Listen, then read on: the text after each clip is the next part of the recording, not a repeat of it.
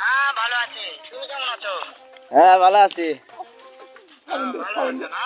হ্যাঁ আচ্ছা তুমি কার সঙ্গে আছো? বাইজিতের সঙ্গে সাইজ করতেছি।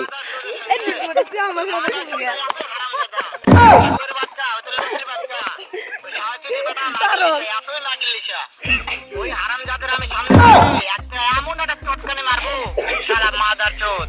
ও তো শুনতেছে। শুনো, ওই মাদারচোদ ওই জায়গায় আছে নাকি? ও আমার কথা সব শুনতেছে।